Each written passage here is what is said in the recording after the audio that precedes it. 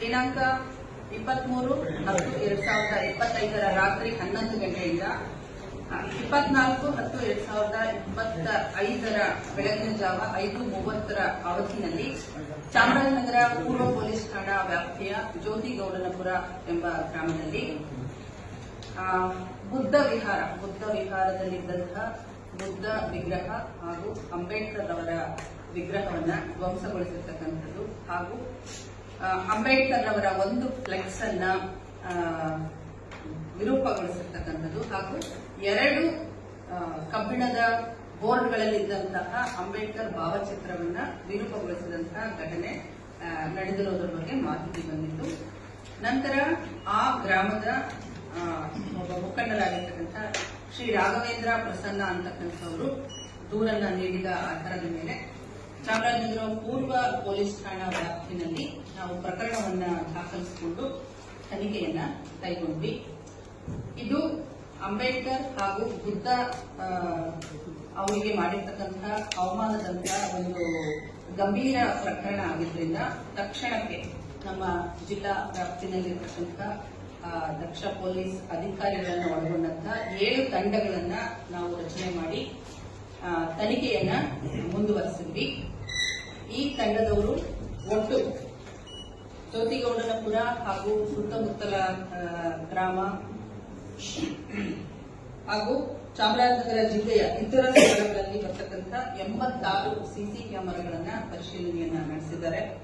ಒಟ್ಟು 1877 phone ನಂಬರ್ಗಳ CDR ಕಾಲ್ details ರೆಕಾರ್ಡ್ಸ್ಗಳನ್ನ ಪರಿಶೀಲನೆಯನ್ನ ನಡೆಸಿ 24 ಸ್ಥಳಗಳಲ್ಲಿ ಸೆಲ್ ಐಡಿ ಟವರ್ ಡಂಪ್ಗಳನ್ನ ಪಡ್ಕೊಂಡು ಪರಿಶೀಲನೆಯನ್ನ ನಡೆಸುತ್ತಾರೆ ಹಾಗೂ ಅದನ್ನ ಮುಂದುವರೆಸಿಬಿಟ್ಟು ಜೊತೆಗೆ ಚಾಮರಾಜನಗರ ಜಿಲ್ಲೆಯಲ್ಲಿ ಇರ್ತಕ್ಕಂಥ ಪ್ರಮುಖ ನಗರಗಳ ಬಾರ್, ರೆಸ್ಟೋರೆಂಟ್ಗಳು ಮತ್ತೆ ಸಾರ್ವಜನಿಕ ಸ್ಥಳಗಳಲ್ಲಿ ಕೂಡ ಪರಿಶೀಲನೆಯನ್ನ ನಡೆಸಿಬಿಟ್ಟು ನಮ್ಮ ತನಿಖೆಯ ಹಂತದಲ್ಲಿ ಕಂಡುಬಂದಂತಹ ಸಾಕ್ಷ್ಯಗಳ ಆಧಾರದ ಮೇಲೆ ಒಬ್ಬ ವ್ಯಕ್ತಿಯನ್ನ ನಾವೀಗ ವಶಕ್ಕೆ ಪಡ್ಕೊಂಡು ವಿಚಾರಣೆಯನ್ನ ನಡೆಸಿದ್ದೇವೆ.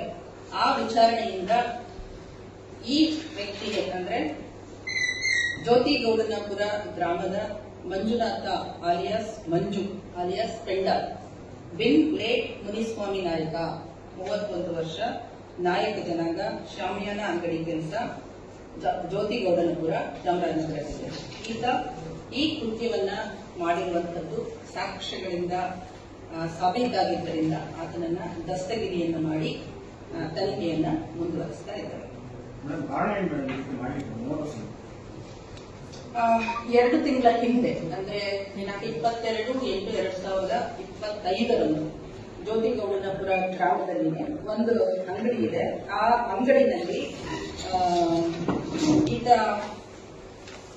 ಮಂಜುನಾಥ್ ಶಿಖಾರಪ್ಪ ಅನ್ನುವಂತಹ ಅವರ ಅಂಗಡಿ. ಆ ಅಂಗಡಿನಲ್ಲಿ ಮಂಜುನಾಥ್ ಸಾಮಾನು ತಗೋದಕ್ಕೆ ಹೋಗಿದ್ದಾನೆ. ಅಲ್ಲಿ ಹೋದಂತಹ ಸಂದರ್ಭದಲ್ಲಿ ಅದೇ ಗ್ರಾಮದ ಎಸ್ಸಿ ಸಮುದಾಯದ ನಾಗಬಸಮ್ಮ ಅಂತಕ್ಕಂಥ 60 ವರ್ಷದ ಮಹಿಳೆ, ಅವರು ಕೂಡ ಸಾಮಾನನ್ನ ತಗೊಳ್ಳೋದಕ್ಕೆ ಬಂದಿರ್ತಾರೆ. ಅಲ್ಲಿ ಸಾಮಾನು ತಗೊಳ್ಳೋದಕ್ಕೆ ಅಂದ್ರೆ ನಾನ್ ಮೊದಲು ಹೋಗ್ಬೇಕು ಅಥವಾ ನೀನ್ ಮೊದಲು ಹೋಗ್ಬೇಕು ಅನ್ನೋ ವಿಚಾರಕ್ಕೆ ಅವರಲ್ಲಿ ಜಗಳ ಪ್ರಾರಂಭ ಆಗ್ಬಿಟ್ಟು ಈತ ಮಂಜುನಾಥ್ ಆ ಮಹಿಳೆಗೆ ಚಪ್ಪಲಿಯಿಂದ ಹೊಡೆದಿರ್ತಾನೆ.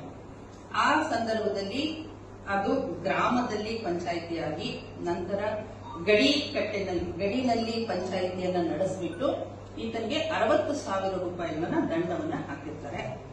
60,000 ರೂಪಾಯಿದಲ್ಲಿ ಅದೇ ದಿನ 30,000 ರೂಪಾಯಿಯನ್ನ ಆತ ದಂಡವನ್ನ ತುಂಬಿರ್ತಾನೆ.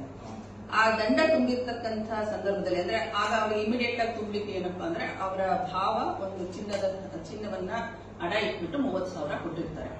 ನಂತರ ಇನ್ನೊಂದು ಕಂತಲ್ಲಿ 30,000 ಕಟ್ಟಬೇಕಾದಂತ ಸಂದರ್ಭದಲ್ಲಿ ಈ ಚಿನ್ನವನ್ನ ಬಿಡಿಸ್ಕೊಳ್ಳೋದಕ್ಕೆ ಮತ್ತೆ 30,000 ಕಟ್ಟಲಿಕ್ಕೆ ಇವಂದು ಒಂದು ಹೋಂಡಾ ಶೈನ್ ಬೈಕ್ ಇರುತ್ತೆ. ಆ ಬೈಕ್ ಅನ್ನ ಮಾರಾಟ ಮಾಡಿಸಿದ್ದಾರೆ. ಇತ್ತೀಚೆಗೆ ಅದನ್ನು ಮಾರಾಟ ಮಾಡಿಸಿ ಹಣವನ್ನ ಕೊಡಿಸಿರೋದ್ರಿಂದ ಅದೇ ಒಂದು ವೈಷಮ್ಯ ಆದ್ರಿಂದ ಈತ ಈ ಕೃತ್ಯವನ್ನ ಎಸಗಿರುವಂತದ್ದು ಕಂಡುಬಂದಿದೆ.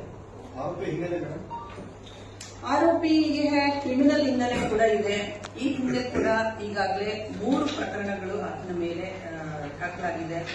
ಅದರಲ್ಲಿ ನಮ್ಮ ಚಾಮರಾಜನಗರ ಪಟ್ಟಣ ಪೊಲೀಸ್ ಠಾಣೆಯಲ್ಲಿ 21/10/2024 ಒಂದು ಪ್ರಕರಣ ದಾಖಲಾಗಿದೆ. ಅಲ್ಲಿ ಕೂಡ ಬ್ಯಾರಿಕೇಡ್ ಅನ್ನ ಹೊಡೆದ್ಬಿಟ್ಟು ಮುಂದೆ ಹೋಗಿ ಅದರ ಬಗ್ಗೆ ಕೇಳಿದಾಗ ಪೊಲೀಸ್ನವರ ಜೊತೆಗೆ ಜಗಳ ಮಾಡಿಕೊಂಡು ಪ್ರಕರಣ ದಾಖಲಾಗಿರ್ತಕ್ಕಂಥದ್ದು ಅದು ಮೊದಲನೇದು. ಹಾಗೆ 2012ರಲ್ಲಿ 25/3/2012ರಲ್ಲಿ ಕೂಡ ಈಸ್ಟ್ ಪೊಲೀಸ್ ಸ್ಟೇಷನ್ ಅಲ್ಲಿ ನಮ್ಮ ಪೂರ್ವ ಪೊಲೀಸ್ ಠಾಣೆಯಲ್ಲಿ ಒಂದು ಪ್ರಕರಣ ದಾಖಲಾಗಿತ್ತು. ಅದರಲ್ಲಿ ಎಸ್ಸಿ ಮತ್ತು ಎಸ್ಟಿ ಜನಾಂಗದವರು ಜಗಳ ಮಾಡಿಕೊಂಡಂತಹ ಸಂದರ್ಭದಲ್ಲಿ ಪೊಲೀಸ್ನವರು ಆ ಜಗಳವನ್ನ ಬಿಡಿಸಲಿಕ್ಕೆ ಅಲ್ಲಿ ಹೋಗಿ ಕರ್ತವ್ಯವನ್ನ ನಿರ್ವಹಿಸ್ತಾ ಇದ್ದಂತಹ ಸಂದರ್ಭದಲ್ಲಿ ಅವರಿಗೆ ಅಡ್ಡಿಪಡಿಸಿದ್ರು ಅನ್ನುವಂತಹ ಪ್ರಕರಣ ದಾಖಲಾಗಿತ್ತು. ಅದರಲ್ಲಿ ಈ ವ್ಯಕ್ತಿ A2 ಎರಡನೇ ಆರೋಪಿಯಾಗಿ ಇದ್ದ. ನಂತರ 25/8/2014 ಪೂರ್ವ ಪೊಲೀಸ್ ಠಾಣೆಯಲ್ಲೇ ಮತ್ತೊಂದು ಪ್ರಕರಣ ದಾಖಲಾಗುತ್ತೆ.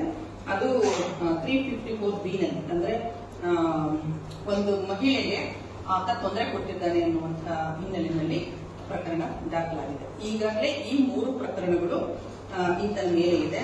ಮತ್ತೆ ಈತ ವ್ಯಕ್ತಿಗತವಾಗಿ ಕೂಡ ತುಂಬಾ ಒರಟು ಸ್ವಭಾವದವನು. ಮತ್ತೆ ಕುಡಿದಂತಹ ಸಂದರ್ಭದಲ್ಲಿ ತಾನು ಏನ್ ಮಾಡ್ತೀನಿ ಅನ್ನುವಂತಹ ತರ ಪ್ರಜ್ಞೆನೇ ಇರೋದಿಲ್ಲ ಅನ್ನುವಂಥದ್ದು ಕೂಡ ನಮಗೆ ವಿಚಾರಣೆಯ ವೇಳೆಯಲ್ಲಿ ಮಾಹಿತಿ ತಿಳಿದು ಬಂದಿದೆ. 3 ಪ್ರಕರಣ